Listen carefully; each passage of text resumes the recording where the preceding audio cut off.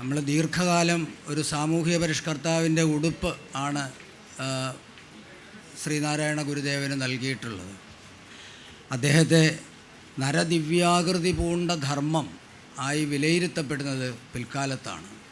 അദ്ദേഹത്തിൻ്റെ ആഴത്തിലേക്ക് പോകുന്ന കരുണയെപ്പറ്റി സുനിൽ തന്നെ പലയിടത്തും സംസാരിച്ചിട്ടുണ്ട്. അങ്ങനെ ആ ഒരു പ്രത്യേകതയിൽ നിന്നും സമഗ്രമായ ഒരു ഗുരു, ജഗദ്ഗുരു എന്ന ഒരു റോളിലേക്ക് അദ്ദേഹം മാറി. ഒരു യുഗപുരുഷനായി നമ്മൾ കേരളം വിലയിരുത്തുന്നതും ശ്രീനാരായണ ഗുരുദേവനെയാണ്. അദ്ദേഹത്തെപ്പറ്റി സംസാരിക്കാൻ ആദ്യമായി ഡോക്ടർ ടി ശ്രീകുമാറിനെ ക്ഷണിക്കുന്നു. എല്ലാവരും 10 മിനിറ്റിനകത്ത് പ്രഭാഷണം അവസാനിപ്പിച്ചാലേ നമുക്ക് പിന്നീടുള്ള ചോദ്യോത്തരങ്ങൾക്ക് സമയം കണ്ടെത്താൻ സാധിക്കുകയുള്ളൂ. നമസ്കാരം. പ്രിയപ്പെട്ട സുഹൃത്തുക്കളെ,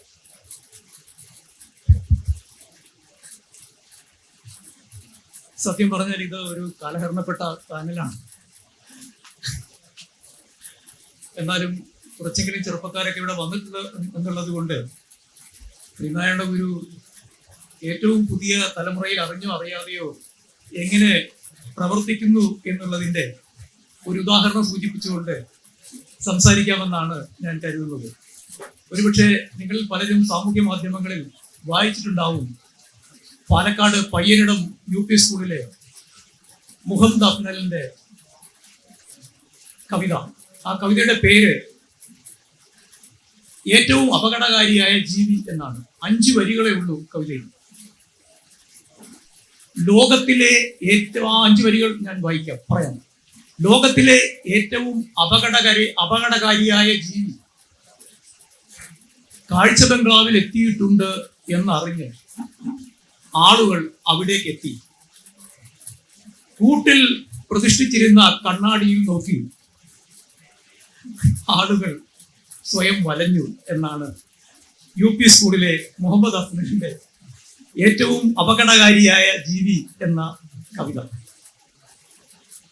ഈ കവിത 2 തരത്തിൽ ശ്രീനാരായണ ഗുരുവുമായി അറിഞ്ഞോ അറിയാതെയോ ബന്ധപ്പെട്ടിരിക്കുന്നു. ഒരുപക്ഷെ നിങ്ങളെല്ലാം പെട്ടെന്ന് ആലോചിച്ചതുപോലെ ഗുരുവിന്റെ കണ്ണാടി പ്രതിഷ്ഠ അത് വളരെ വ്യക്തമാണ്. എന്നാൽ ഒരിടത്ത് ഗുരു പറഞ്ഞിട്ടുണ്ട്, ആര് നീ എന്ന് കേൾക്കേണ്ട, നേര് നീ തന്നെ ചൊല്ലുകിൽ എന്ന്. ഇത് രണ്ടും ചേർന്നതാണ് ഈ UP സ്കൂൾ വിദ്യാർത്ഥിയുടെ കവിത. ഇന്ന് ഈ പാനലിന് ഒരു പേര് കൊടുത്തിട്ടുണ്ട്, ശ്രീനാരായണ ഗുരുവും സാമൂഹിക നീതിയും എന്നാണ്. നീതി എന്നുള്ള വാക്കിന് വളരെ പഴക്കമുണ്ട്. നീതികേട് എന്ന് പറയുന്ന വാക്കിന് അത്ര വലിയ പഴക്കമില്ല. അത് ആദ്യമായി ഉപയോഗിച്ചയാൾ ശ്രീനാരായണ ഗുരുവാണ്. നീതികേട് എന്ന വാക്ക് മലയാളത്തിൽ ആദ്യമായി ഉപയോഗിക്കുന്നത് ശ്രീനാരായണ ഗുരുവാണ്. ഉലകവും ഉള്ളവുമായി കലർന്ന് അതെ നിൽക്കും നില നീതികേട് ആണത് ഓർത്താൻ വലുതായൊരു നീതികേട് എന്നാണ്. അപ്പൊ ഈ നീതികേട് എന്ന വാക്ക്, നീതിയെ കുറിച്ച് നമുക്കറിയാം. നീതികേട് എന്ന വാക്ക് ആദ്യമായി ഉപയോഗിച്ച വ്യക്തി എന്നുള്ള രീതിയിൽ കൂടി ഒരു കാവ്യനീതി ആ അർത്ഥത്തിൽ ഗുരുവിനെ ഈ സാമൂഹ്യ നീതിയുമായി ബന്ധിപ്പിക്കുന്നതിൽ ഉണ്ട്. കാരണം ഇന്ന് നമ്മൾ സമകാലിക ലോകത്തിൽ എന്താണ് നീതികേട് എന്നുള്ളതിനെ കുറിച്ച് യഥാർത്ഥത്തിൽ ഒരു ചിത്രണം നമുക്ക് കിട്ടുന്നില്ല. കാരണം നമുക്ക് വസ്തുക്കളെ കുറിച്ച് അറിയാം, പക്ഷെ നമ്മുടെ ചുറ്റുമുള്ള വസ്തുക്കൾ ഇന്ന് അതീത വസ്തുക്കൾ കൂടിയാണ്. ഉദാഹരണത്തിന് കാലാവസ്ഥാ താപനം പോലെയുള്ള അതിനൊരു വസ്തുവായിട്ടാണ് നവഭൗതികവാദം കാണുന്നത്. അതുപോലെ തന്നെ കാലാവസ്ഥാ വ്യതിയാനം, ആഗോള താപനം, ഇതൊക്കെ ഭൗതിക വസ്തുക്കളാണ് നമുക്ക് ചുറ്റുമുള്ളത്. അതൊരു വ്യക്തിയെ മാത്രം ബാധിക്കുന്നതല്ല, ഒരു വ്യക്തിക്ക് മാത്രം പരിഹരിക്കാൻ പറ്റുന്നതല്ല, ഒരു വ്യക്തിയിൽ മാത്രം പ്രതിഫലിക്കുന്നതല്ല. കോഴിക്കോടിന് മാത്രമായി ആഗോളതാപനമില്ല, അല്ലെങ്കിൽ ഈ ഓർത്തൂസ് നടക്കുന്ന ഈ മൈതാനത്തിന് മാത്രമായി ആഗോളതാപനമില്ല. അപ്പൊ അത്തരത്തിൽ നീതികേട് എന്നുള്ളതിനെ കുറിച്ച് മനുഷ്യൻ ഈ ആന്ത്രപ്പോസീൻ കാലത്ത്, അതാണ് അഫ്നലിന്റെ കവിത. ഈ കണ്ണാടിയിൽ നാം കാണുന്ന മനുഷ്യൻ ഒരിക്കൽ പോലും ഇങ്ങനെ കണ്ണാടിയിൽ നോക്കി ലോകത്തിലെ ഏറ്റവും അപകടകാരിയായ ജീവിയാണ് ഞാൻ എന്ന് മനുഷ്യന് പറയേണ്ടി വരരുത് എന്ന് വിശ്വസിച്ച് ജീവിതകാലം മുഴുവൻ എഴുതുകയും പ്രവർത്തിക്കുകയും ചെയ്ത ആളാണ് ശ്രീനാരായണ ഗുരു. അപ്പൊ ആ ഗുരുവിന്റെ ലോകത്ത് കാലത്ത് ആണ് സംഭവിച്ചിരിക്കുന്നത്. മറ്റു വളരെ പ്രധാനപ്പെട്ട ഒരു കാര്യം, നമ്മൾ ഗുരുവിനെ എപ്പോഴും കാണുന്നത് കേരളത്തിന്റെ പ്രശ്നങ്ങൾ പരിഹരിക്കുന്ന ഒരാളായിട്ടാണ്, ഒരു കേരളത്തിലെ ചിന്തകനായിട്ടാണ്. യുഗപുരുഷൻ എന്നൊക്കെ നമ്മൾ പറയുമെങ്കിൽ പോലും അദ്ദേഹവുമായിട്ട് നമ്മൾ എപ്പോഴും കൽപ്പിക്കുന്ന ടാൻജൻസ് എന്ന് പറയുന്നത് പലപ്പോഴും ഈ കേരളത്തിലെ സമകാലിക പ്രശ്നങ്ങൾ പരിഹരിക്കുന്നതിനുള്ള ഒരു ഉപകരണം, ഒരു ഉപാധി എന്നുള്ള രീതിയിലാണ്. എന്നാൽ ലോക തത്വചിന്തയിൽ എവിടെയാണ് ശ്രീനാരായണ ഗുരുവിന്റെ സ്ഥാനം എന്നറിയണമെങ്കിൽ ആ കാലഘട്ടത്തിൽ ശ്രീനാരായണ ഗുരുവിന്റെ ചിന്തയ്ക്ക് സമാനമായ ചില ചിന്തകൾ അവതരിപ്പിക്കാൻ ശ്രമിച്ച ചില ആഗോള ചിന്തകരുടെ നിഗമനങ്ങളുമായി, നിരീക്ഷണങ്ങളുമായി, ദർശനങ്ങളുമായി ഗുരുവിന്റെ ചിന്തയെ നാം ചേർത്ത് വെച്ച് ആലോചിക്കേണ്ടതുണ്ട്. ഉദാഹരണത്തിന് W.E. ഡുബോയിസിന്റെ കാര്യം നോക്കുക. അമേരിക്കയിൽ അദ്ദേഹം കറുത്ത വർഗ്ഗക്കാരുടെ വിവേചനത്തിനെതിരെ വലിയ രീതിയിൽ എഴുതിയ ഒരാളാണ്. അദ്ദേഹത്തിന്റെ ഈ പുസ്തകത്തിൽ അദ്ദേഹം പറയുന്ന ഡബിൾ കോൺഷ്യസ്നെസ് എന്ന് പറയുന്ന ഒരു പ്രയോഗം അദ്ദേഹം കൊണ്ടുവരുന്നുണ്ട്. ഇരട്ട ബോധം. ഈ ഇരട്ട ബോധം എന്ന് പറയുന്ന ഒരേ സമയം കറുത്തവനും കറുത്തയാളും ഒരേ സമയം അമേരിക്കക്കാരനും ആയിരിക്കുക എന്നുള്ള ഇരട്ട ബോധത്തെ കുറിച്ചാണ് ഡുബോയിസ് പറയുന്നത്. ഒരേ സമയം ജാതിയിൽ ഉയർന്നതോ താഴ്ന്നിരിക്കുകയോ അതേസമയം തന്നെ മനുഷ്യനാവുകയോ ചെയ്യുന്നത് എങ്ങനെ എന്ന ഇരട്ട ബോധത്തെ കുറിച്ചാണ് ജാതി നിർണയത്തിലും ജാതി ലക്ഷണത്തിലും ശ്രീനാരായണ ഗുരു ചർച്ച ചെയ്യുന്നത്. അതുപോലെ തന്നെ ഫ്രാൻസ് ഫാനിന്റെ പ്രധാനപ്പെട്ട രണ്ട് ചിന്തകൾ എന്ന് പറയുന്നത്, ഒന്ന് കോർപ്പോറിയൽ സ്കീമ എന്ന് പറയുന്നതും എപ്പിഡെർമൽ സ്കീമ എന്ന് പറയുന്നതുമാണ്. ഈ കോർപ്പോറിയൽ സ്കീമ എന്ന് പറയുന്നത് നമ്മൾ ആത്മനിഷ്ഠമായി നമ്മളെ അനുഭവിക്കുന്ന, മനസ്സിലാക്കുന്ന ഒരു ദാർശനിക സങ്കല്പനമാണ് ഈ കോർപ്പോറിയൽ സ്കീമ എന്ന് പറയുന്നത്. അതേസമയം എപ്പിഡെർമൽ സ്കീമ എന്ന് പറയുന്നത് നമ്മുടെ തൊലി അനുസരിച്ച്, നമ്മുടെ സ്ഥാനം അനുസരിച്ച് സമൂഹത്തിൽ നമ്മളെ മറ്റുള്ളവർ എങ്ങനെ കാണുന്നു എന്നുള്ളതാണ്. ആത്മോപദേശ ശതകത്തിലെ ഏതാണ്ട് എല്ലാ ശ്ലോകങ്ങളിലും ശ്രീനാരായണ ഗുരു അഭിസംബോധന ചെയ്യുന്നത് ഈ പ്രശ്നത്തെയാണ്. ഒരുപക്ഷെ ഡുബോയിസിനേക്കാൾ ആഴത്തിൽ, ഫ്രാൻസ് ഫാനനേക്കാൾ ആഴത്തിൽ ഈ പ്രശ്നം, ഈ ആഗോള പ്രശ്നം ഗുരു ആത്മോപദേശ ശതകത്തിൽ ചർച്ച ചെയ്യുന്നു, ജാതി നിർണയത്തിൽ ചർച്ച ചെയ്യുന്നു, ജാതി ലക്ഷണത്തിൽ ചർച്ച ചെയ്യുന്നു. ജാതി ലക്ഷണം എന്ന് പറയുന്ന കൃതിയുടെ ഏറ്റവും വലിയ പ്രത്യേകത ജാതി എന്നൊരു വാക്ക് അതിനകത്ത് ഉപയോഗിക്കുന്നില്ല എന്നുള്ളതാണ്. ജാതി എന്നൊരു വാക്കില്ലാതെ ജാതി ലക്ഷണം എഴുതിയപ്പോൾ അദ്ദേഹം പറഞ്ഞത് ഉണർന്നു പെറുമെല്ലാം ഒരേ ഇനം ആണ് എന്നാണ്. ഇത് കേരളത്തിലെ ജാതി വ്യവസ്ഥയോട് മാത്രമല്ല ഗുരു സംസാരിക്കുന്നത്. ഇത് ഒരു പോസ്റ്റ് കൊളോണിയൽ അവസ്ഥയിൽ കൊളോണിയലിസ്റ്റുകളോട് കൂടി, അധിനിവേശ ശക്തികളോട് കൂടിയാണ് ഗുരു സംസാരിക്കുന്നത്. ഒരു ഇനമേ ഉള്ളൂ, ഉണർന്നു പെറുമെല്ലാം ഒരേ ഇനം. അങ്ങനെ ആ ഒരേ ഇനം എന്ന് പറയുമ്പോൾ അത് എവിടം വരെ എത്തി നിൽക്കുന്നു എന്ന് നിങ്ങൾ ഹരാരിയോട് ചോദിച്ചാൽ മതി. കാരണം ഉണരാത്ത ഇനമല്ല എന്ന് പറയുമ്പോൾ അത് പറയുന്ന നമ്മൾ ഈ അഹങ്കരിക്കുന്ന ഈ ഹോമോസാപ്പിയൻസ് മാത്രമല്ല ഉണർന്നു പെറുന്നത്. നിയോൻഡെർതാലും അങ്ങനെ തന്നെയായിരുന്നു. നമ്മൾ ഈ ഭൂമുഖത്ത് നിന്ന് നിഷ്കാസനം ചെയ്ത നിയോൻഡെർതാലുകളും നമ്മളെ പോലെ തന്നെ ഹോമോസാപ്പിയൻസിനെ പോലെ പുണർന്നു പെറുന്നതായിരുന്നു. അത് ഒരിനമാണെന്ന് മനസ്സിലാക്കാത്തവരാണ് നമ്മൾ എന്ന ഒരു യാഥാർത്ഥ്യം കൂടി ഈ കൊളോണിയലിസ്റ്റുകളോട്, അവരുടെ ഏറ്റവും വലിയ വംശീയ വെറിയോട് ആ കാലത്ത് ശ്രീനാരായണ ഗുരു സംസാരിക്കുകയാണ് ചെയ്യുന്നത്. അതുപോലെ തന്നെ ശ്രീനാരായണ ഗുരു എടുക്കുന്ന ഒരു വലിയ ദാർശനിക പ്രശ്നമാണ് അപരത്വത്തിൻ്റെത് എന്ന് നമുക്കറിയാം. അപരത്വത്തിന്റെ പ്രശ്നം ലോക ദാർശനിക വേദിയിൽ ഏറ്റവും കൂടുതൽ ചർച്ച ചെയ്തിട്ടുള്ളത് ഇമ്മാനുവൽ ലെവിനാസ് ആണ്. ഇമ്മാനുവൽ ലെവിനാസിന്റെ ഫേസ് ഓഫ് ദി അതർ എന്ന് പറയുന്ന സങ്കല്പനം യഥാർത്ഥത്തിലെ ഗുരുവിന്റെ ഈ ആത്മോപദേശ ശതകത്തിലെ അപരത്വത്തെ കുറിച്ചുള്ള ചിന്തയ്ക്ക് സമാനമായ ഒന്നാണ്. ഗുരുവിന്റെ ചിന്ത എങ്ങനെയാണ് ലെവിനാസിന്റെ ചിന്തയെക്കാളും വേറിട്ട് നിൽക്കുന്നത്, ലെവിനാസിന്റെ ചിന്തയെക്കാളും ഉയർന്നു നിൽക്കുന്നത് എന്നുള്ളതിനെ കുറിച്ച് നാം ചെറുതായിട്ടൊന്ന് ആലോചിക്കേണ്ടതുണ്ട്. അദ്ദേഹത്തിന്റെ മൂന്ന് പ്രധാനപ്പെട്ട പരികൽപ്പനകൾ, ഒന്ന് എത്തിക്കൽ റെസ്പോൺസിബിലിറ്റിയാണ്. അതറുമായി ബന്ധപ്പെട്ട, അപരവുമായി ബന്ധപ്പെട്ടുള്ള നമ്മുടെ എത്തിക്കൽ റെസ്പോൺസിബിലിറ്റി. നിങ്ങൾ ആത്മോപദേശ ശതകം വായിക്കുക, അതിനകത്ത് ഏറ്റവും പ്രധാനമായി ഗുരു കൈകാര്യം ചെയ്യുന്ന പ്രശ്നം അപരനോടുള്ള, അപരത്വത്തോടുള്ള ആത്മത്തിന്റെ എത്തിക്കൽ റെസ്പോൺസിബിലിറ്റിയാണ്. അതുപോലെ തന്നെ രണ്ടാമത്തെ പ്രശ്നം എന്ന് പറയുന്നത് ട്രാൻസെൻഡൻസ് ആൻഡ് ഇൻഫിനിറ്റി, അതീതമായിട്ടുള്ളതും അതുപോലെ തന്നെ അനന്തവും. ഇത് യഥാർത്ഥത്തിൽ ഗുരു ചർച്ച ചെയ്യുന്നുണ്ട്. ഞാൻ ആ ശ്ലോകങ്ങളൊന്നും ഉദ്ധരിക്കുന്നില്ല, ഇന്ന് സമയക്കുറവുള്ളത് കൊണ്ട് ഞാൻ ആ ശ്ലോകങ്ങളൊന്നും ഉദ്ധരിക്കുന്നില്ല. അതുപോലെ ഈ ഫേസ് ഓഫ് ദി അതർ എന്ന് പറയുന്ന ഈ അപരൻ എന്ന് പറയുന്നത്, ഇപ്പൊ പ്രിയം അപരപ്രിയം എന്ന് ഗുരു പറയുന്നുണ്ടല്ലോ. നമ്മളോട് തന്നെയുള്ള പ്രിയവും തുതീയ പ്രിയവും അത് അപരപ്രിയമായിട്ടാണ് അദ്ദേഹം വ്യാഖ്യാനിക്കുന്നത്. ഇതിലെ ഏറ്റവും പ്രധാനപ്പെട്ട ഒരു വസ്തുത എന്ന് പറയുന്നത് ഈ എത്തിക്കൽ റെസ്പോൺസിബിലിറ്റി, അപരത്വത്തിനോടുള്ള ഈ എത്തിക്കൽ റെസ്പോൺസിബിലിറ്റി എന്ന് പറയുന്നത് യഥാർത്ഥത്തിൽ ഗുരുവിന്റെ ചിന്തയിലാണ് ഏറ്റവും ശക്തമായിട്ട് കടന്നു വരുന്നത്. അപ്പൊ അവസാനമായ ഒരു കാര്യം കൂടി പറഞ്ഞുകൊണ്ട് ഞാനിത് അവസാനിപ്പിക്കാം. ഒരു കാര്യം കൂടി എനിക്ക് സൂചിപ്പിക്കാനുള്ളൂ. അത് അദ്ദേഹം പറയുന്ന ഈ പ്രിയം, അവരെന്റെ അതൻ പ്രിയം എന്ന് പറഞ്ഞിട്ട് അദ്ദേഹം പറയുന്ന ഒരു കാര്യമുണ്ട്. അതായത് ഈ അവനവൻ ആത്മസുഖത്തിന് ആചരിക്കുന്നവ അവരന് സുഖത്തിനായി വരയണം എന്നുള്ള ആ ഒരു വരിക്ക് തൊട്ട് മുൻപ് അദ്ദേഹം ഒരു കാര്യം പറയുന്നുണ്ട്. അതായത് അവൻ ഇവൻ എന്നതെല്ലാം ആത്മരൂപമായി വരും എന്നാണ്. അത് അറിഞ്ഞുകൊണ്ട് മാത്രമേ, അതായത് ഈ കണ്ണാടിയിൽ കാണുന്നത് മറ്റൊരാളെ അല്ല എന്ന് നമുക്ക് തോന്നുന്നത് പോലെ തന്നെ മറ്റൊരാളെ കാണുമ്പോഴും തോന്നേണ്ടതുണ്ട് എന്ന ലെവിനാസിന്റെ ഓണ്ടോളജിയെക്കാളും വളരെ ഉയർന്ന തലത്തിലുള്ള ഒരു ഓണ്ടോളജി മുന്നോട്ട് വെച്ചുകൊണ്ടാണ് യഥാർത്ഥത്തിൽ ഗുരുവിന്റെ ദർശന സമുച്ചയം നിർമ്മിച്ചിട്ടുള്ളത് എന്ന് നമ്മൾ മനസ്സിലാക്കേണ്ടത്. ആ അർത്ഥത്തിൽ ഈ സമകാലിക പ്രശ്നങ്ങളോടുള്ള, നീതികേടുകളോടുള്ള ഏറ്റവും ശക്തമായ ഒരു ദാർശനിക പ്രതിരോധം ആഗോളതലത്തിൽ, കേരളത്തിന് വേണ്ടി മാത്രമല്ല ആഗോളതലത്തിൽ തന്നെ നടത്താൻ ഉപയുക്തമായ ഒരു ചിന്താ സരണിയാണ് ഗുരു നമുക്ക് വിട്ടുതന്നിട്ടുള്ളത്. Thank you very much. Shri S Gopalakrishnan.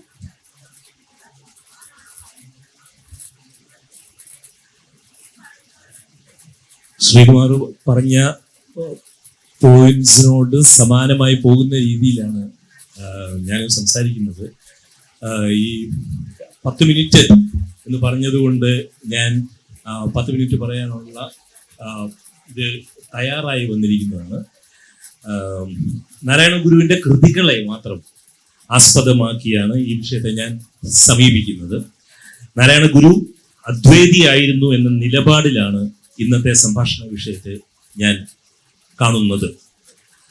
അതിദീപ്തവും എന്നാൽ അഗാധവുമായ ദാർശനിക തലത്തിൽ നിന്നാണ് നാരായണ ഗുരു അദ്വൈതത്തെ തനത് ധാരണയിൽ വ്യാഖ്യാനിച്ചിരുന്നത്. അത് ശ്രീകുമാർ പറഞ്ഞ പോയിന്റ്സ് എല്ലാം അതിൽ വരുന്നതാണ്, ഈ അപരനെ കാണുന്ന രീതിയിലൊക്കെ. ഹോർത്തൂസിലെ ഈ സെഷനിൽ പങ്കെടുക്കുന്നതിന്റെ ഭാഗമായി ഒരിക്കൽ കൂടി ഗുരുകൃതികൾ പദ്യവും ഗദ്യവും മുഴുവൻ ഞാൻ ഇരുന്നു വായിച്ചു. ഇന്നത്തെ വിഷയത്തിലെ സമകാലികം അല്ലെങ്കിൽ സമകാലീനം, നീതി എന്ന 2 വാക്കുകളാണ് ഗുരുവിനെ പൂർണ്ണമായും ഒന്നുകൂടി വായിക്കുവാനുള്ള പ്രേരണയായി മാറിയത്. Thanks to Hortus. കാലം എന്ന ആശയം നാരായണ ഗുരുവിന് ഒരു പരിഗണന ആയിരുന്നതേയില്ല. അതിനാൽ സമകാലീനം എന്ന കാലഖണ്ഡം, ഇപ്പോഴത്തെ കാലം അദ്ദേഹത്തിന്റെ ചിന്താലോകത്തിൽ ഉണ്ടാകാൻ ഇടയില്ലാത്ത ഒന്നാണ്. നമുക്കാണ് അദ്ദേഹത്തിന്റെ സമകാലീന പ്രസക്തി അന്വേഷിക്കേണ്ടി വരുന്നത്. നമ്മുടെ ആവശ്യങ്ങൾക്ക് ഉതകുവാനാണ് നാം അങ്ങനെ ഗുരുവിനെ കാണുവാൻ ശ്രമിക്കുന്നത്. സമകാലീന പ്രസക്തി ഒരു ഉപയോഗവാദമാണ്. ഉപയോഗവാദം തെറ്റാണെന്നല്ല ഞാൻ പറയുന്നത്. ഗുരുവിന്റെ ദാർശനിക യോഗത്തിൽ ഉപയോഗങ്ങളില്ല എന്നേ ഉള്ളൂ. നമ്മെ പോലുള്ളവർ നമ്മുടെ കാലത്തിൽ ഗുരുവിന്റെ ഉപയോഗം അന്വേഷിക്കുന്നതിൽ തെറ്റൊന്നുമില്ല. മാത്രമല്ല, കാലം എന്നത് പൊതുവെ തത്വചിന്തയിൽ വളരെ പ്രാധാന്യമുള്ള ഒരു പരിഗണനയാണ് താനും, പ്രത്യേകിച്ച് പാശ്ചാത്യ ദാർശനിക ലോകത്തിൽ. ഗുരുവിന്റെ കവിതകളിൽ അല്ലെങ്കിൽ കൃതികളിൽ ഒരിടത്തു മാത്രമാണ് സമകാലീനം എന്നല്ല എങ്കിൽ പോലും സമാനകാലീനം എന്ന ഒരു പ്രയോഗമുള്ളത്. അത് വേദാന്ത സൂത്രം എന്ന സംസ്കൃത രചനയിലെ 18ാമത്തെ സൂത്രത്തിലാണ്. ശിഷ്യൻ ഗോവിന്ദനാശാന്റെ നോട്ട്ബുക്കിൽ നിന്നും കണ്ടെത്തിയതാണ് ഈ രചന. 18ാമത്തെ സൂത്രം ഇതാണ്: ദൃഗ്ദൃശ്യയോ സമാനകാലീനത്വാത്. ദൃഗ്ദൃശ്യയോ സമാനകാലീനത്വാത്. ദൃക്കിനും ദൃശ്യത്തിനും സമാനകാലികതയുണ്ട് എന്നാണ് ഗുരു പറയുന്നത്. കാഴ്ചയ്ക്കും കാണപ്പെടുന്നതിനും സമാനകാലികതയുണ്ട്. ഈ നേരം മാത്രമാണ് ഈ ദൃക്കിനെയും ദൃശ്യത്തിനെയും തമ്മിൽ ബന്ധിപ്പിക്കുന്നത് എന്നാണ് അതിന്റെ അർത്ഥം. ഈ നിമിഷത്തിന്റെ ഒരു എൻഗേജ്മെന്റ് മാത്രമാണത് എന്നാണ് ഗുരു പറയുന്നത്. ജീവിക്കുന്ന ഈ നിമിഷം അഖണ്ഡമായ കാലത്തിന്റെ ഒരു ഭാഗം മാത്രമാണ് ഗുരു പദ്ധതിയിൽ. ഞാൻ പറഞ്ഞല്ലോ, കാലം എന്നത് ഗുരുവിനൊരു ദാർശനിക ഇനം ഒരിക്കലും ആയിരുന്നില്ല എന്ന്.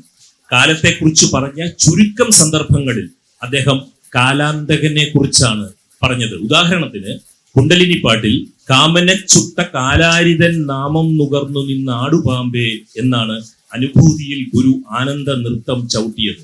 ശിവശതകത്തിൽ അദ്ദേഹം കാലം അനേക ഭയം വരുത്താം എന്നൊരു അപായ സൂചനയും നമ്മോട് പറയുന്നുണ്ട്. കാലനോട് മല്ലു പിടിക്കാനായി ഇമയളവും കാത്തിരുന്നുകൊള്ളുക എന്ന് ശിവശതകത്തിൽ ഗുരു പറയുന്നതിലെ ചെറിയ സമയമുണ്ട്. ഈ ഇമയളവ് എന്ന് പറയുന്നത് നാം കണ്ണടച്ചു തുറക്കുന്ന ഈ നിമിഷം, അതാണ് ഞാൻ നേരത്തെ സൂചിപ്പിച്ച ദൃഗ്ദൃശ്യയോ സമാനകാലീനത്വാത് എന്നത്. കാലചക്രം എന്നത് ഒരു ഭ്രമാത്മകത, തോന്നലാണെന്ന് കരുതിയ ഗുരുവിനെ സമകാലികനാക്കാതെ കാലാതീതനാക്കിയാൽ മാത്രമേ ഗുരുവിന്റെ ലോകപ്രസക്തി തിരയാൻ സാധിക്കൂ. അത്തരം ഗുരുധാരണയിൽ നിന്നുകൊണ്ട് വേണം സമകാലത്തിൽ ജീവിക്കാൻ വിധിക്കപ്പെട്ട, സമകാലത്തിൽ അന്വേഷണങ്ങൾ നടത്തുന്ന, സമകാലത്തിൽ പ്രയോഗങ്ങൾ നടത്തുന്ന നമ്മളൊക്കെ ഗുരുവിന്റെ സമകാലിക പ്രസക്തിയെ കുറിച്ച് സംസാരിക്കേണ്ടത്. അല്ലെങ്കിൽ അതൊരു നാരായണ ഗുരു ഭ്രമമായി മാറാൻ സാധ്യതയുണ്ട്. ചിറ്റട ചിന്തനത്തിലെ അതിമനോഹരമായ ഒരു കാവ്യഭാഗത്തിൽ വലുതും ചെറുതും നടുമധ്യവുമായ അലയറ്റുയരുന്ന ചിദംബരമേ, മലമായയിലാണു മയങ്ങി മനം നിലവിട്ടു നിവർന്നലയാതരുളേ എന്ന് പറയുന്നുണ്ട്. കാലചക്രം എന്ന ഭ്രമത്തിൽ അലയാതെ നിവരണം. 1911, അതായത് ഏതാണ്ട് 123 വർഷങ്ങൾക്ക് മുമ്പ് ഇന്ന് എഴുതപ്പെടുന്ന അത്ര ആധുനികമായ മലയാളത്തിൽ ശിവസ്തവത്തിൽ ഇമയളവെന്ന കാലത്തെ ഗുരു കൺപീലി തുമ്പാൽ തൊടുന്നത് നോക്കൂ.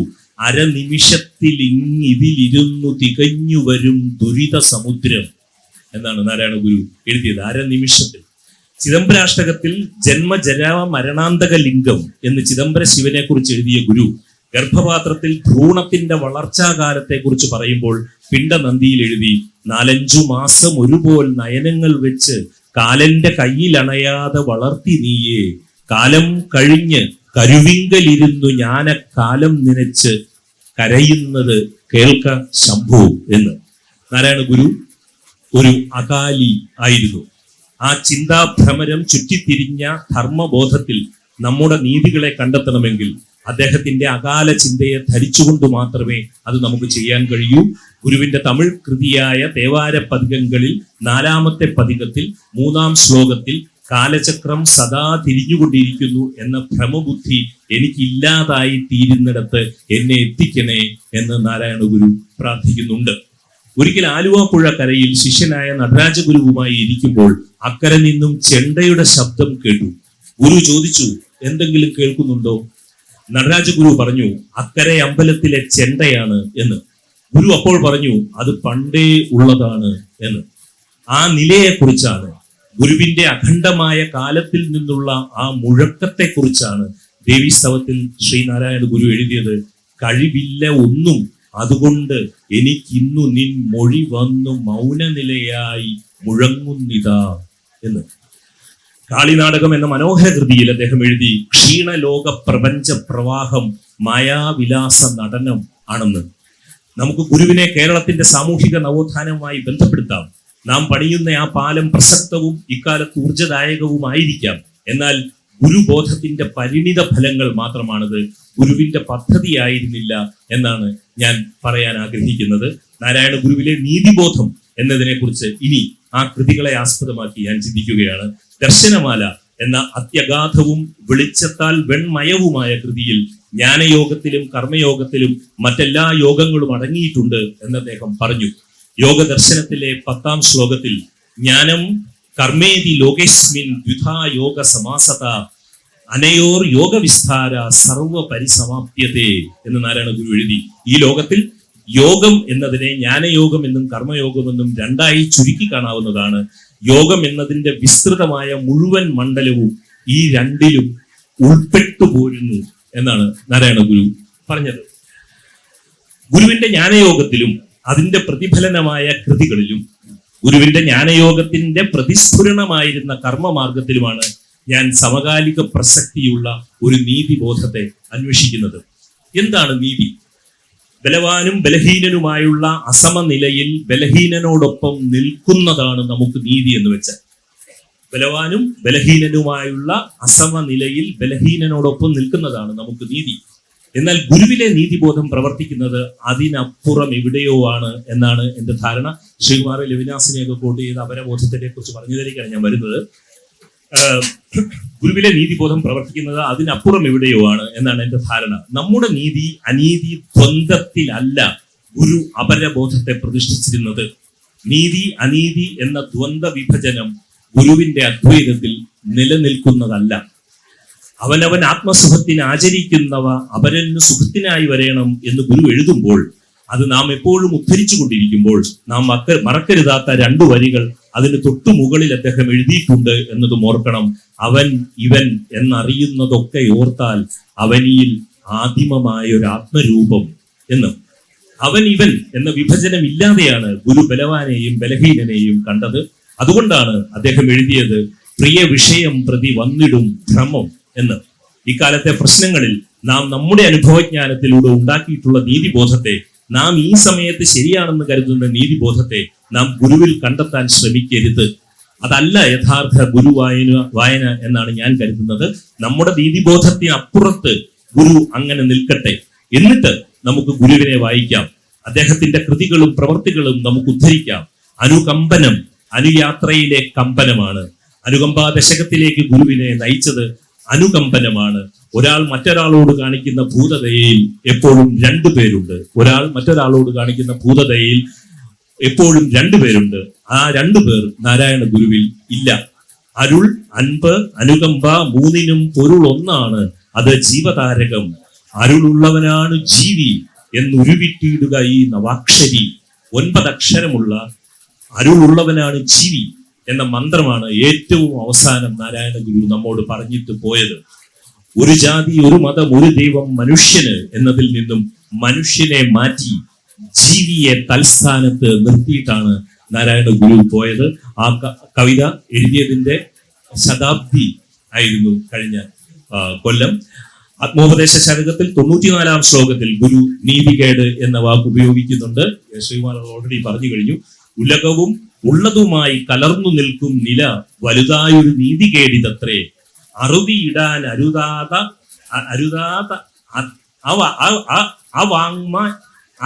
അവാങ്മനോഗോചരം ഇതിലെങ്ങു ചരിച്ചിടും പ്രമാണം. ഉലകവും ഉള്ളതുമായി കലർന്നു നിൽക്കും നില വലുതായൊരു നീതികേടിതത്രേ. അറുതി ഇടാൻ അരുതാത് അവാങ്മനോഗോചരം ഇതിലെങ്ങു ചരിച്ചിടും പ്രമാണം. കാണപ്പെടുന്ന ഈ ഉലകവും യഥാർത്ഥ ഉണ്മയും പരസ്പരം കലർന്നു നിൽക്കുന്ന ഈ നില എന്തൊരു നീതികേടാണ്. ഈ ഒരു വാക്കുകൊണ്ട് പറയാനോ മനസ്സുകൊണ്ട് ഭാവന ചെയ്യാനോ കഴിയാത്ത ഈ പ്രതിഭാസത്തെ കുറിച്ച് നിങ്ങൾ ഏത് പ്രമാണം ഉണ്ടാക്കി, ഏത് സിദ്ധാന്തം ഉണ്ടാക്കിയിട്ട് എന്ത് കാര്യം എന്നാണ് ഗുരു ചോദിച്ചത്. അപ്പോൾ ഏത് പ്രമാണത്തിൽ നാരായണ ഗുരു കണ്ട നീതിയെയും നീതികേടിനെയും നാം ഉൾപ്പെടുത്തും? Thank you. ഗുരുദേവ ദർശനങ്ങളെ പുതിയ കണ്ണുകളിലൂടെ കാണാൻ പ്രേരിപ്പിച്ച ഈ 2 ചർച്ചകളെയും സമഗ്രമായി പൂരിപ്പിക്കുന്നതിനായി ശ്രീ സുനിൽ പി ഇളയിടത്തെ ക്ഷണിക്കുന്നു. പ്രിയപ്പെട്ടവരെ, എല്ലാവർക്കും നമസ്കാരം. ഗുരുവിനെ സമകാലത്തിൻ്റെയും സർവകാലത്തിൻ്റെയും ഒരു സംയോഗ സ്ഥാനം ഗുരുവിൽ എപ്പോഴും പ്രവർത്തനക്ഷമമായിരുന്നു എന്നൊരു തോന്നലാണ് വാസ്തവത്തിൽ എനിക്കുള്ളത്. അദ്ദേഹം നമ്മുടെ സന്യാസ പാരമ്പര്യം ജന്മം നൽകിയ വിരക്തിയുടെ വഴിയെ ഒരാദർശമായി ഏറ്റെടുത്ത ഒരാളല്ല. അതേസമയം തൻ്റെ കാലത്തിൻ്റെ സാമാന്യതയിൽ അദ്ദേഹം കെട്ടിത്തളഞ്ഞതുമില്ല. ചട്ടമ്പിസ്വാമിയായിട്ടുള്ള പ്രസിദ്ധമായ സംഭാഷണത്തിൽ ഇപ്പൊ പ്രവൃത്തിയാരാണല്ലേ എന്ന് ചോദിക്കുമ്പോൾ പ്രവൃത്തിയുണ്ട് ആരില്ല എന്ന് പറയുന്ന മറുപടിയിൽ വാസ്തവത്തിൽ ആ ഒരു അംശം കൂടിയുണ്ട്. പ്രവൃത്തി എന്നത് അപ്രധാനമായ ഒന്നായിട്ട് ഗുരു ഒരിക്കലും കണ്ടതേയില്ല. ഒരുപക്ഷെ ഗുരുവിനെ ഒരു തത്വചിന്തയുടെ സാമാന്യ വഴിയിൽ കെട്ടിത്തളഞ്ഞു പോകാൻ അനുവദിക്കാതിരുന്ന ഒരു സുപ്രധാനമായ ഘടകം ഈ സമകാലം സാർവകാലികം എന്ന ആ പരസ്പര വൈരുദ്ധ്യത്തെ മറികടക്കുന്ന ഒരു സൂക്ഷ്മസ്ഥാനമായി സ്വയം നിലകൊള്ളാനായിട്ട് അദ്ദേഹത്തിന് കഴിഞ്ഞു എന്നതാണ്. ഒരുപാട് ആലോചനയ്ക്ക് വകയുള്ളൊരു വിഷയമാണ്. ഞാൻ ഒറ്റ പ്രമേയത്തെ മുൻനിർത്തി മാത്രം അതൊന്നുകൂടി ഒന്ന് വിശദീകരിക്കാമെന്ന് കരുതുന്നു. അത് അദ്ദേഹം മതത്തെക്കുറിച്ച് നടത്തുന്ന ചില നിരീക്ഷണങ്ങളാണ്.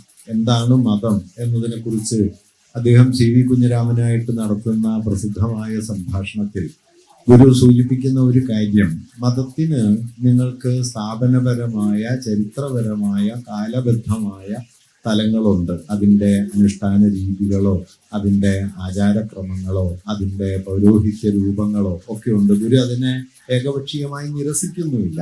അതേസമയം തന്നെ മതത്തിന് അതിനപ്പുറത്തേക്ക് കടന്നു നിൽക്കുന്ന മൗലികമായ ചില നൈതിക ആധാരങ്ങളുണ്ട് എന്ന് ഗുരു കരുതുന്നുണ്ട്.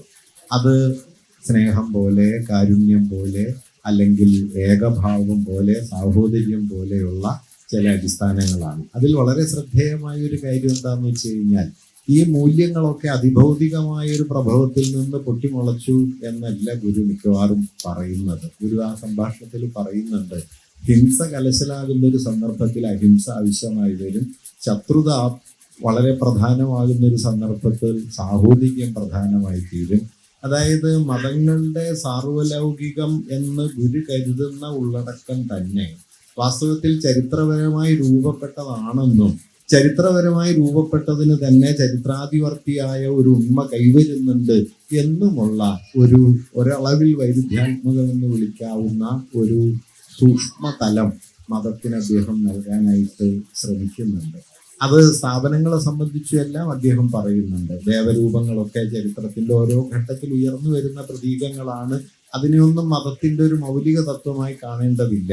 മറിച്ച് ഈ കാതലായ തത്വം ഇതാണ് എന്ന് പറയുന്നുണ്ട്. കാതലായ തത്വം ഇതാണ് എന്ന് പറയുമ്പോൾ തന്നെ അവയുടെ ശാശ്വതത്വം അതിഭൗതികമായ ഒരു ആധാരത്തിൽ നിന്ന് പൊട്ടിമുളയ്ക്കുന്നതല്ല. അവയുടെ ശാശ്വതത്വം വാസ്തവത്തിൽ ചരിത്രത്തിൽ നിന്ന് മുളച്ച് ചരിത്രത്തിൽ വേരുപിടിച്ച് നിന്ന് മാനുഷികതയുടെ എല്ലാ തലങ്ങളിലേക്കും സംക്രമിക്കാൻ കൽപ്പുള്ളതാണ് എന്ന നിലയിലാണ്. ഇങ്ങനെ സമകാലം സാർവകാലികം എന്നതിനെ പരസ്പര വിരുദ്ധമായ രണ്ട് ഗണങ്ങളായി കാണുന്നതിനപ്പുറം ഈ സമകാലവും സാർവകാലികവും ചേർന്ന് നിൽക്കുന്ന ഒരു സംയോഗ സ്ഥാനമായിട്ട് അദ്ദേഹം തൻ്റെ മതദർശനത്തെ അവതരിപ്പിക്കുന്നത് അദ്ദേഹത്തിന്റെ പല ആലോചനകളിലും നമുക്ക് കാണാനായിട്ട് കഴിയും.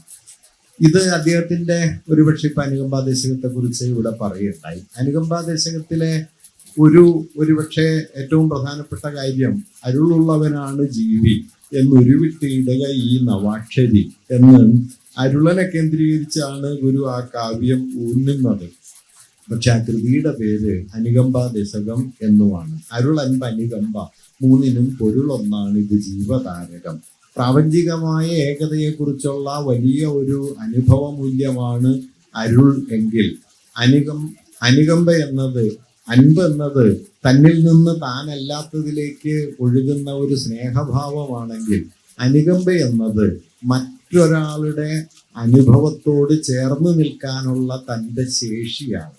ഇതേക്കുറിച്ചുള്ള ആലോചനയിൽ മനസ്സിലാക്കാവുന്ന ഒരു കാര്യം, അരുളിൻ്റെയും അൻപിൻ്റെയും ആധാരം ഏതാണ്ട് തൻ്റെ തന്നെ ഒരു ആത്മമാണെങ്കിൽ അനുകമ്പ എന്നത് വാസ്തവത്തിൽ തനിക്കപ്പുറത്തേക്ക് പ്രവഹിച്ചുകൊണ്ടിരിക്കുന്ന, തനിക്കപ്പുറത്തേക്ക് എത്തിച്ചേരുന്ന ഒരു മൂല്യമണ്ഡലമായി മാറുന്നുണ്ട്. ഇങ്ങനെ അതുകൊണ്ട് അനുകമ്പാദശകം എന്ന പേര് വാസ്തവത്തിൽ വളരെ പ്രധാനമാണ്. അരുളുള്ളവനാണ് ജീവി എന്ന് ഉരുവിട്ടിടുക ഈ നവാക്ഷരി എന്ന് പറയുന്ന സമയത്തും അനുകമ്പയെ അതിൻ്റെ വ്യാപകമായ പുതിയൊരു പ്രതലത്തിലേക്ക് ഗുരു പ്രക്ഷേപിക്കുകയും ചെയ്യുന്നുണ്ട്. ഞാൻ കരുതുന്നത് അത് ഒരേ സമയത്ത് ഈശ്വരീയവും അതേസമയം തന്നെ സാമൂഹികവുമായ മാനങ്ങളെ ഉൾക്കൊള്ളുന്ന ഒരാശയമായി നിലനിൽക്കുന്നുണ്ട് എന്ന ഒരു കാര്യമാണ്.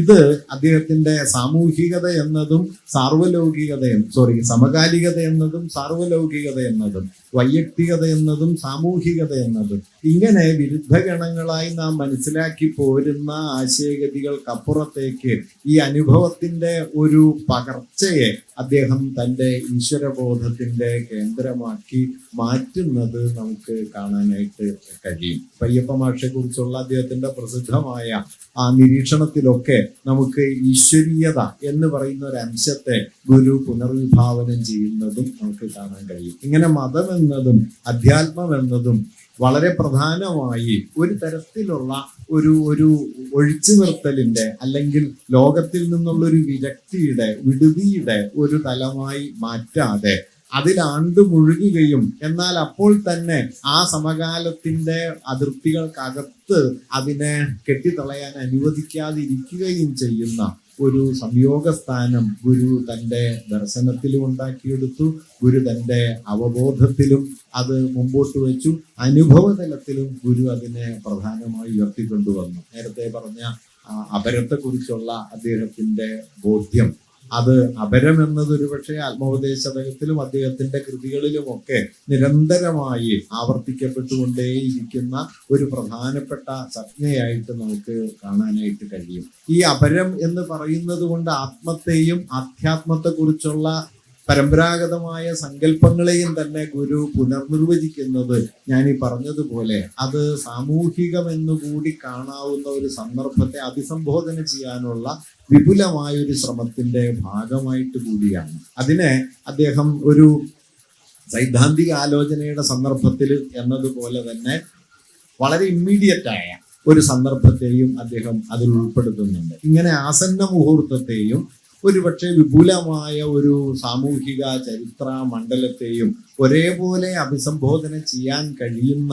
ഒരു സ്ഥാനമായിട്ട് അദ്ദേഹം തൻ്റെ സ്വന്തം അനുഭവ മണ്ഡലത്തെയും അധ്യാത്മഭാവനയെയും മാറ്റി തീർത്തു എന്നതാണ് ഒരുപക്ഷെ അദ്ദേഹത്തെ പ്രധാനമാക്കുന്ന ഒരു കാര്യം എന്ന് ഞാൻ കരുതുന്നു. അതിനപ്പുറമുള്ള കേവലമായ ഒരു ജ്ഞാനത്തിന്റെ മണ്ഡലം എന്ന നിലയിലും ദർശനത്തിന്റെ ഒരു മണ്ഡലം എന്ന നിലയിലുമുള്ള ആലോചനകളെ അദ്ദേഹം പലപ്പോഴും നിരസിക്കുകയും ചെയ്തിട്ടുണ്ട്. അതിനെ അദ്ദേഹം ഒരു കേവല പാണ്ഡിത്യം എന്ന നിലയിൽ പലപ്പോഴും നിരസിക്കുകയും ചെയ്യുന്നുണ്ട്. ഗുരുവിന്റെ പ്രവൃത്തികളെ കുറിച്ചുള്ള പല വിമർശനങ്ങളെ സംബന്ധിച്ചും അദ്ദേഹം നടത്തുന്ന നിരീക്ഷണങ്ങളിൽ നമുക്ക് ഈ ഒരു ആശയം കാണാനായിട്ട് കഴിയുകയും ചെയ്യും. അങ്ങനെ ദൈവഭാവന മുതൽ അനുകമ്പ വരെയുള്ള സർവ്വതലങ്ങളിലും ഈ സാമൂഹികത എന്നതിനെ അതിൻ്റെ കാതലായി നിർത്തുകയും അതുവഴി അധ്യാത്മത്തിൻ്റെയും ആത്മബോധത്തിൻ്റെയും പ്രതലത്തെ അതിന് ഭവപരമായ പുതിയ ഒരു ഉള്ളടക്കം നൽകുകയും ചെയ്തുകൊണ്ടാണ് ഗുരു നമ്മുടെ ജീവിതത്തിൽ ഇടപെട്ടത് എന്നാണ് ഞാൻ കരുതുന്നത്. അത് ഒരുപക്ഷെ ഇവിടെ നേരത്തെ സൂചിപ്പിച്ച നീതി എന്ന ആശയത്തെ ഏറ്റവും കൂടുതൽ അഭിസംബോധന ചെയ്യുന്ന ഒന്നായി തീരുകയും ചെയ്യുന്നു. കാരണം നീതി എന്നത് ഏറ്റവും അടിസ്ഥാന തലത്തിൽ അപരത്തെക്കുറിച്ചുള്ള നമ്മുടെ കരുതലും അതിനായി നിലകൊള്ളാനുള്ള നമ്മുടെ സന്നദ്ധതയും അതിലേക്ക് സംക്രമിക്കാനുള്ള നമ്മുടെ ആന്തരികമായ ശേഷിയുമാണ്. ഇത് ഒരു അതീത പ്രശ്നമായിട്ടല്ല, ഇത് മൂർത്തമായ ഒരു സാമൂഹിക സന്ദർഭത്തിനകത്തുള്ള തൻ്റെ പ്രവൃത്തി കൂടിയായിട്ട് അദ്ദേഹം മാറ്റി തീർക്കുകയും ചെയ്തു. 1924 സർവമത സമ്മേളനത്തിന്റെ ശതാബ്ദി ആണ് ഇപ്പൊ നടക്കുന്നത്. സർവമത സമ്മേളനം പോലെ ഒന്ന് വിളിച്ചു ചേർക്കാനും അതിൽ ഈ ആശയങ്ങളെല്ലാം ചേർത്ത് വെച്ച് അതിൽ നിന്ന് ഒരു അനുഭവ മൂല്യം ഉണ്ടാക്കിയെടുക്കാനുമുള്ള അദ്ദേഹത്തിന്റെ ശ്രമങ്ങളിലും ഈ രണ്ട് സന്ദർഭങ്ങളെ, രണ്ട് തലങ്ങളെ മുഖാമുഖം നിർത്താനും അവയ്ക്കിടയിൽ ഒരു സംയോഗ സ്ഥാനമായിട്ട് സ്വയം നിലകൊള്ളാനുമുള്ള ഗുരുവിന്റെ ശ്രമങ്ങൾ കാണാം എന്നാണ് ഞാൻ കരുതുന്നത്. അതുകൊണ്ട് നീതിയെക്കുറിച്ചുള്ള അദ്ദേഹത്തിന്റെ ആലോചനകൾക്ക്, അധ്യാത്മത്തെക്കുറിച്ചുള്ള അദ്ദേഹത്തിന്റെ ആലോചനകൾക്ക്, മതത്തെക്കുറിച്ചുള്ള അദ്ദേഹത്തിന്റെ ആലോചനകൾക്ക് തൻ്റെ കാലത്തോട് സംവദിക്കാനുള്ള നിർണായകമായ ശേഷി ഉണ്ടായിരുന്നത് പോലെ നേരത്തെ ഇവിടെ സൂചിപ്പിച്ച മനുഷ്യാവസ്ഥയുടെ അടിസ്ഥാന പ്രകൃതത്തെ, പ്രത്യേകിച്ചും ആധുനികരെ രൂപപ്പെടുത്തിയ ഒരു ആത്മബോധത്തെ, അപരനിരാസത്തിൽ അധിഷ്ഠിതമായ അനിഹിലേഷൻ ഓഫ് ദ അതർ എന്നെല്ലാം വിശേഷിപ്പിക്കപ്പെട്ട ആധുനികമായ ആത്മസ്ഥാപന തത്വത്തിനെതിരെയുള്ള ഒരു നിതാന്തമായ നീക്കം കൂടിയായിട്ട് നമുക്ക് ഗുരുവിന്റെ ദർശനത്തെ കാണാൻ കഴിയും. ആ രണ്ട് നിലകളിലും അദ്ദേഹത്തെ മനസ്സിലാക്കുമ്പോഴായിരിക്കും ഒരുപക്ഷെ അദ്ദേഹത്തിന്റെ സമകാലികതയും അദ്ദേഹത്തിന്റെ നീതി ദർശനവും കൂടുതൽ വിപുലമാവുക എന്നാണ് ഞാൻ കരുതുന്നത്. നമസ്കാരം. ഒന്ന് രണ്ട് ചോദ്യങ്ങൾക്ക് സമയമുണ്ട്. ഇതിലെന്തെങ്കിലും, ഇതിപ്പോൾ ഈ 3 പേരും 3 അഭിപ്രായങ്ങൾ പറഞ്ഞു. ഇവർ യോജിപ്പിലെത്തിയോ എന്നെനിക്ക് ഉറപ്പൊന്നുമില്ല. പക്ഷേ 3 തരം കാഴ്ചപ്പാടുകളിലൂടെ ഗുരുവിൻ്റെ ഒരാളിലേക്ക് എത്തിച്ചേരാനുള്ള 3 പാലങ്ങളായിട്ടാണ് ആ 3 സംവാദങ്ങളും അനുഭവപ്പെട്ടത്. നിങ്ങളുടെ സംശയങ്ങൾ എന്തെങ്കിലും ഉണ്ടെങ്കിൽ ചോദിക്കാനുള്ള ഒരു അവസരമാണ്.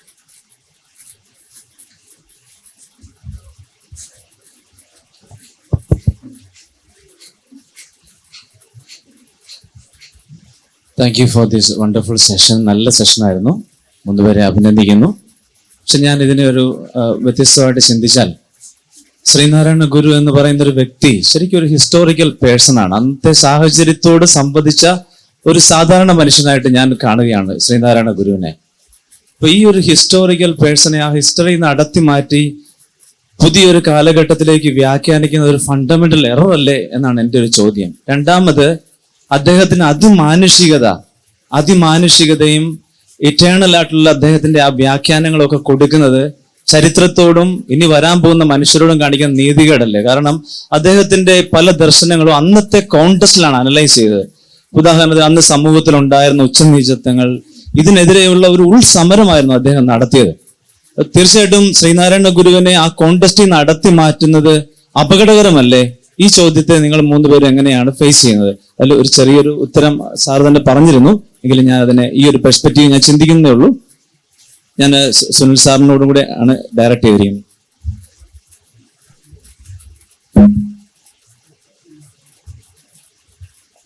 അല്ല, ഞാനതിനെ ഈ പറഞ്ഞ രൂപത്തിലാണ് ഏകദേശം അഭിസംബോധന ചെയ്യാൻ ശ്രമിച്ചതെന്ന് തോന്നുന്നു.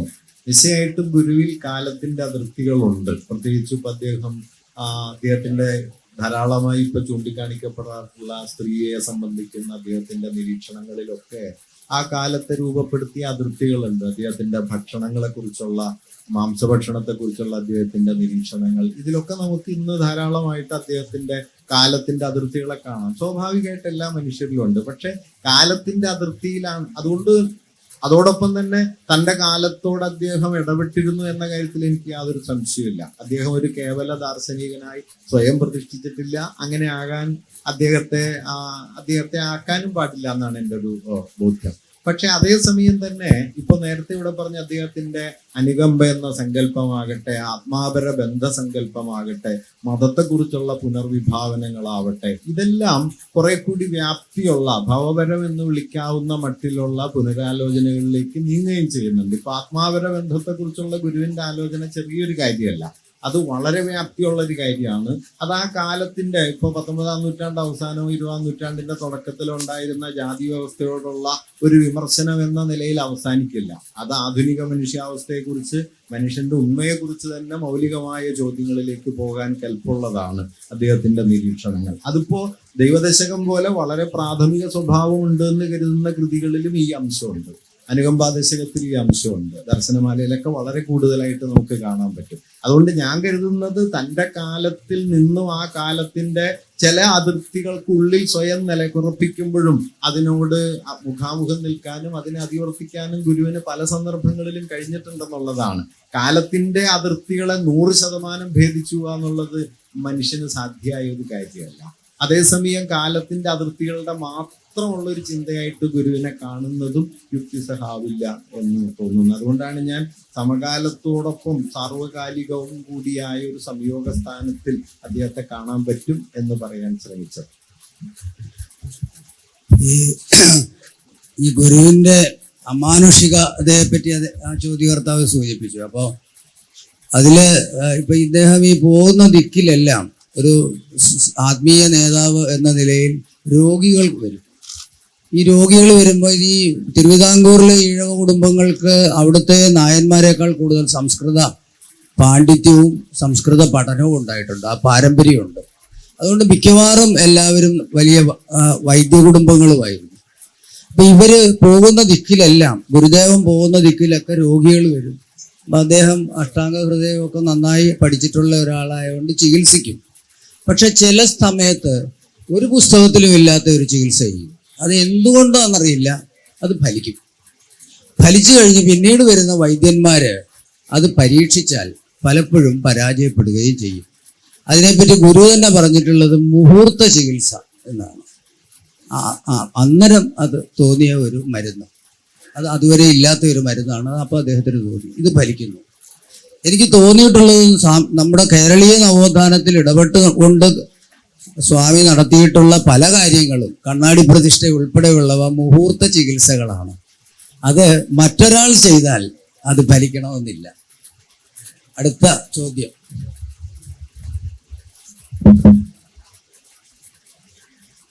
സുനിൽ മാഷിനോടാണ് എൻ്റെ ചോദ്യം സ്പെസിഫിക്കലി ചോദിക്കുന്നത്. മാഷിന്റെ ഒട്ടുമിക്ക സെഷനുകളിലും ഗുരുവായനകളുടെ ഒരു ദർശനങ്ങളുടെ ഒരു അതിപ്രസരം കണ്ടുവരാറുണ്ട്. എൻ്റെ ഒരു ചോദ്യം, ആധുനികതയുടെ ഒരു ഫൗണ്ടേഷണൽ പ്രിൻസിപ്പിളായിട്ട് അനിഹിലേഷൻ ഓഫ് അതറിനെ അവതരിപ്പിക്കുകയും അതേസമയം ഗുരുവിന്റെ വായനകളിലേക്ക് വരുമ്പോൾ ഇതേ ഹ്യൂമനിസ്റ്റിക് ആയിട്ടുള്ള ഒരു നരേഷനെ ഗുരുവായനകളിലും കൊണ്ടുവരിക എന്ന് പറയുന്നത് രണ്ടും ഒരേ സംഗതിയല്ലേ? നമുക്ക് ആധുനികതയിൽ നിന്ന് അതിൻ്റെ വൈരുദ്ധ്യങ്ങളുടെ പടിവാതിലുകൾക്കും നിർമ്മിത ചുമരുകൾക്കും അപ്പുറത്തേക്ക് കടക്കേണ്ടിയിരിക്കുന്നു.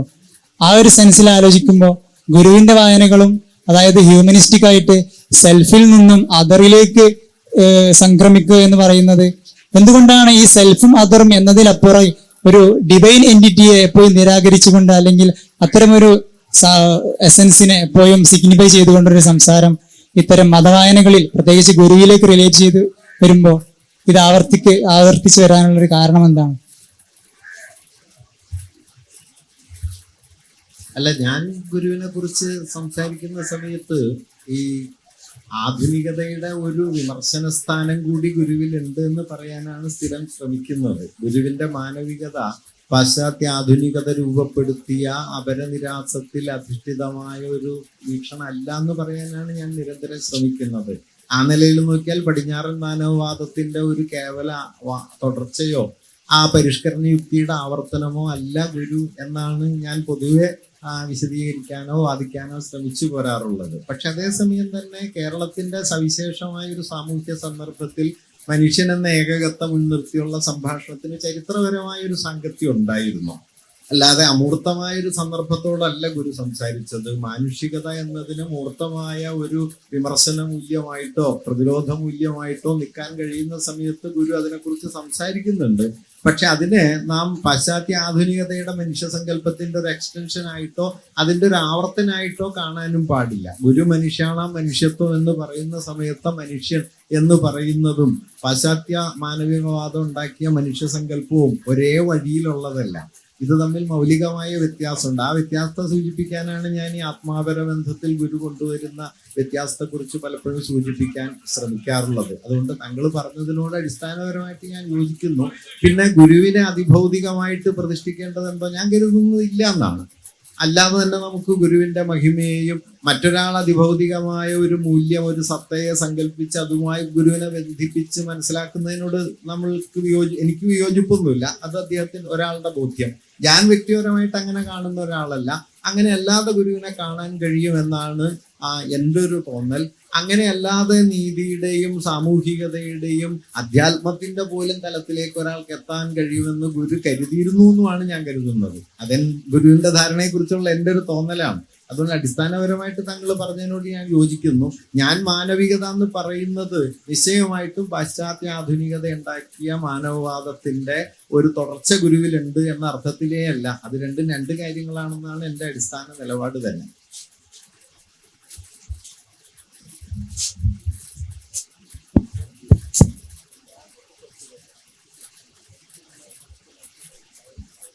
ടി ശ്രീകുമാർ സാറ് പറഞ്ഞ ആ കണ്ണാടി കഥയിലേക്ക് വരാം. കണ്ണാടി എന്നുള്ള മെറ്റഫറിലൂടെ 1888 ആ കണ്ണാടി മെറ്റഫർ ഉപയോഗിക്കുകയാണ്.